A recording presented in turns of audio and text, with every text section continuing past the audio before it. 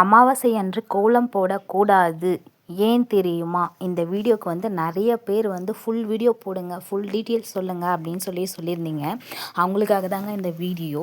Full video போட்டிருக்க, மறக்காமல் check பண்ணிக்கோங்க, பார்த்துக்கோங்க. நம்மளுடைய குடும்பத்தில் இறந்து போன முன்னோர்கள் அவர்கள் அன்னைக்கு வீட்டுக்கு வரதா, அன்னைக்கு அதனால தானே நடு வீட்டில் இலை போட்டு படைக்கிறோம். காரணம் அவங்க சாப்பிடணும்னுட்டு. இதே கோலம் போட்டிருந்தோம்னாக்க அவங்களால வர முடியாது. அது என்னங்க காரணம்? கோலம் போட்டால் அந்த முன்னோர்கள் ஏன் வரமாட்டாங்க அப்படின்னா, தெய்வங்கள் வருவதற்கு அது ஒரு களம்.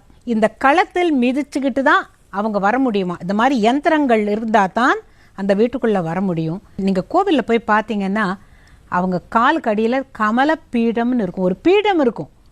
வெறும் தரையில் ஒரு அம்பாளோ சிவனோ பார்வதியோ இருக்க மாட்டா, லக்ஷ்மியோ இருக்க மாட்டா. அந்த பீடம் இல்லாமல் அவங்க வரமாட்டாங்க. அந்த பீடத்தை போல தான் இந்த கோலம் உதவுகிறது. அவங்க அதில் கால் வச்சு தேவர்கள் வீட்டுக்குள்ளே வராங்கன்னுட்டு. பித்ருக்கள் வர அன்னைக்கு கோலம் இருக்கக்கூடாதுன்னுட்டு. ஃபுல் வீடியோ பார்த்துருப்பீங்கன்னு நினைக்கிறேன். மறக்காமல் என் சேனலில் ஒரு லைக் அண்ட் ஒரு சப்ஸ்கிரைப் பண்ணிப்போங்க. நீங்கள் பண்ணுற லைக் தான் எங்களுக்கு ஒரு மோட்டிவாக இருக்கும்.